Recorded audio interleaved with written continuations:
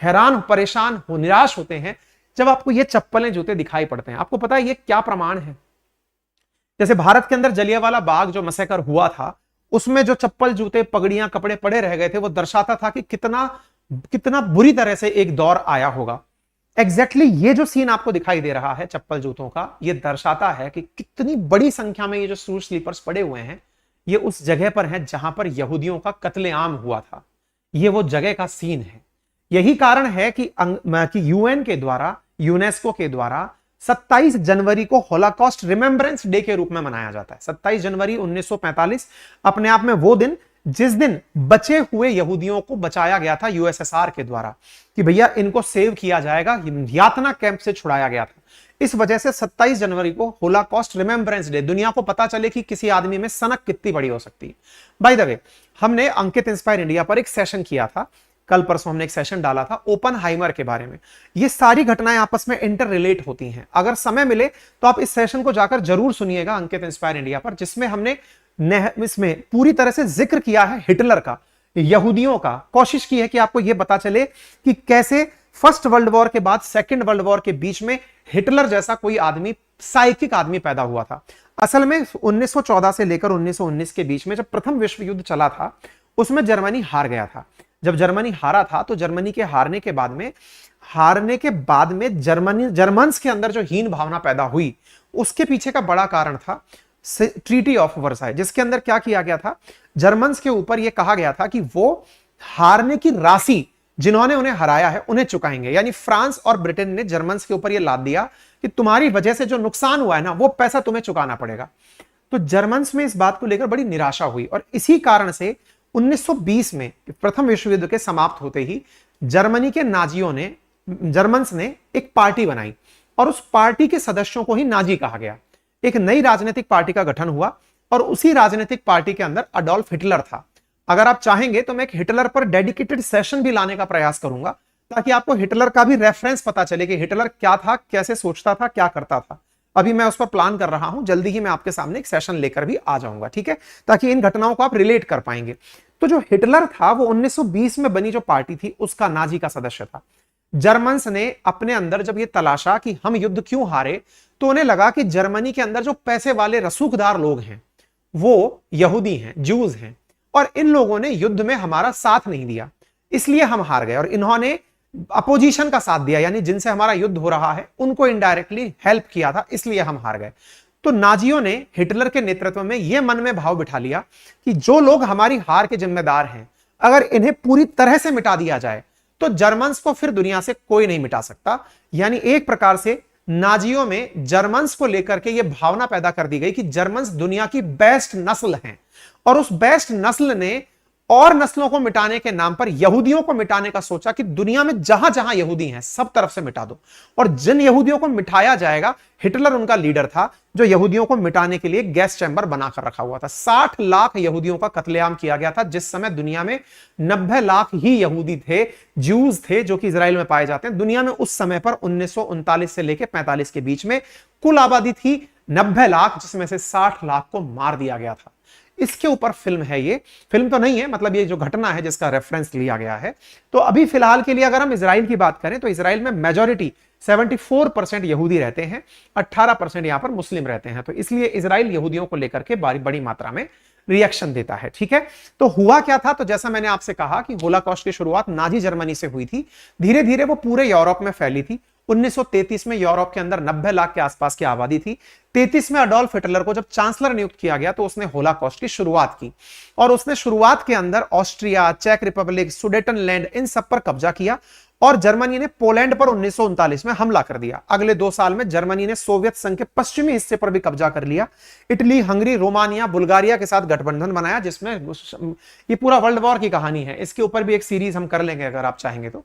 द्वितीय विश्व युद्ध के समय जर्मनी के तानाशाह अडोल्फ हिटलर ने होलोकॉस्ट के नाम पर लाखों लोगों को नजरबंदी कैंप में डाला। लगभग 11 लाख लोगों को गैस चैम्बर में डालकर मार दिया गया। दूसरे हजारों लोगों को नजरबंदी कैंप में ठंड और भुखमरी से मार दिया गया। 1939 में जर्मनी द्वारा विश्व युद्ध भड़काने के बाद हिटलर ने यहूदियों को जड़ से मिटाने के लिए अपने अंतिम हल को अमल में लाना शुरू किया। उसने सैनिक यहूदियों को कुछ खास इलाकों में ठूंसने का काम किया, उनसे काम करवाने, उन्हें एक जगह इकट्ठा करने, मार डालने के लिए विशेष कैंप स्थापित किए, जिसमें सबसे कुख्यात कैंप था ऑशविट्ज। तो जो फिल्म के अंदर ये जो शब्द यूज हुआ है ना ऑशविट्ज, ये क्या है? तो ये एक तरह का कंसंट्रेशन कैंप है जिसके बारे में बात की गई है। फिल्म को अगर आप देखेंगे, वर्तमान में आप जाकर के इस जगह को देख सकते हैं।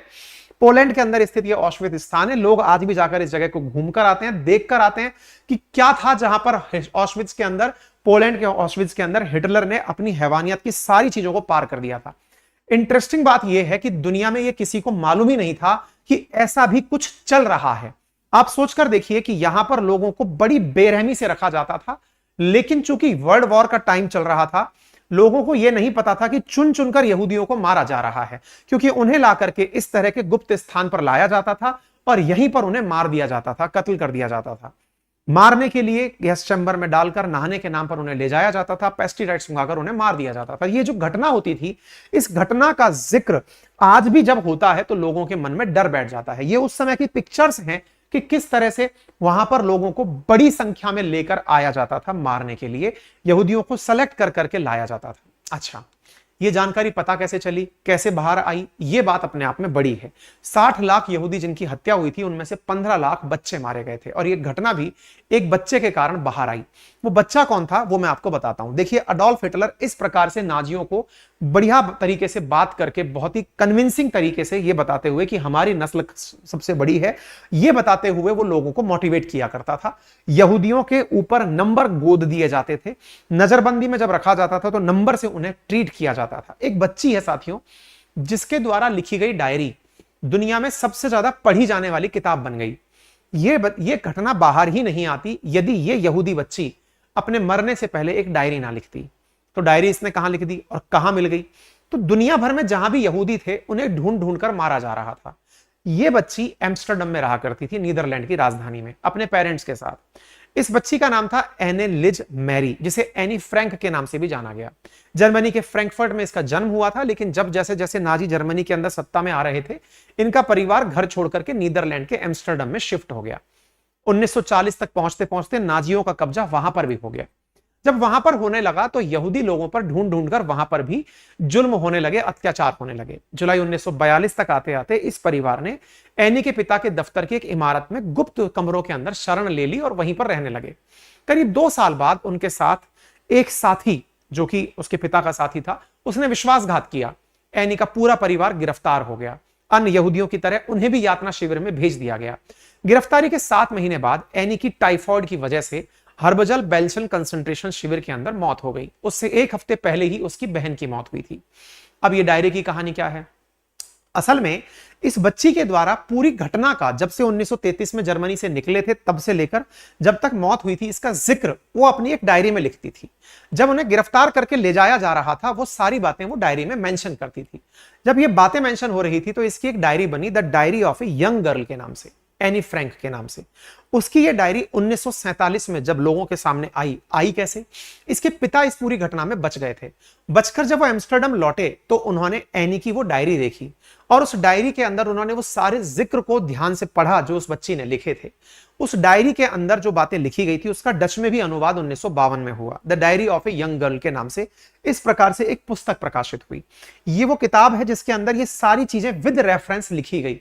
उस बच्ची की किताब को अलग अलग भाषाओं में ट्रांसलेट किया गया। 67 भाषाओं के अंदर यह बात ट्रांसलेट हुई, और यह डायरी एनी को उसके 13वें जन्मदिन पर मिली थी। आप सोचें कि उसने 1942 से लेकर 1944 के बीच के घटनाक्रम का पूरा जिक्र इस डायरी में लिखा, और यहां पर पूरी घटनाओं में यह भी बताया गया किस प्रकार से 10 लाख यहूदी बच्चों को मारा गया होलोकॉस्ट के अंदर। बच्ची के द्वारा लिखी गई डायरी जब ट्रांसलेट होकर के पहुंची तो वो दुनिया की सबसे ज्यादा पढ़ी जाने वाली पुस्तक बन गई। लोगों को जब पहली बार ये पता चला कि होलोकॉस्ट क्या है, किस कारण से लोग मारे गए, तो लोगों के अंदर अलग ही लेवल की संवेदना व्याप्त हुई। ठीक है, गूगल ने इस विषय पर अपना डूडल भी बनाया। इवन आज भी लोग होलोकॉस्ट को इसी एनी की डायरी के कारण से याद कर पाते हैं। दुनिया में जिसने भी इस पर गलत शब्द यूज किए हैं उन्हें माफी मांगनी पड़ी है। बहुत सारे लोग होलोकॉस्ट के कंपैरिजन पर बहुत सारी प्रतिक्रिया